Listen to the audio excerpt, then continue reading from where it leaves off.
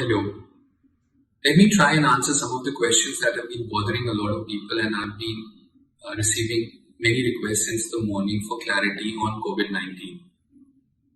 First and foremost, there is absolutely no need to panic. The Government of India has a very clear plan in place. The Ministry of Health and Family Welfare is issuing regular advisories, and each one of us should keep ourselves abreast of the latest advisory.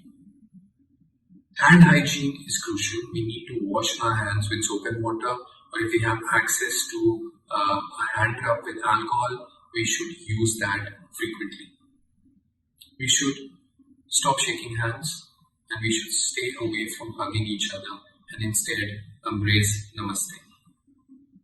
If someone is coughing, that individual should wear a simple 3-ply surgical mask. There is really no need for N95 masks, and then that individual should approach one of the approved centers where testing can be done and appropriate management can be instituted, again based on clear guidelines. Each one of us has this habit of touching our face, and this is something that we mustn't do. If anyone coughs, then they must cough not into the bare hands but into the elbow, and if a tissue is used, then that should be disposed of immediately. And after the coughing ends, the hands should be sanitized with, again, soap and water or a hand rub. In contrast to SARS, which we experienced a few years ago, COVID-19 has a much lower mortality rate, and that, I think, is great news. One of the other things that a lot of parents are panicking about is what happens to children.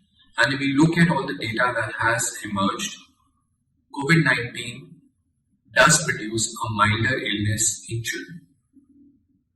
There is really no need for us to panic and collect medication as some individuals are getting very worried about. There is also no need for us to panic and collect a large amount of masks and other protective equipment. What we need is a lot of common sense, what we need is a lot of calm, and we need to strictly adhere to the guidelines that are issued by the government. I'm Sibal, and I'm a pediatrician.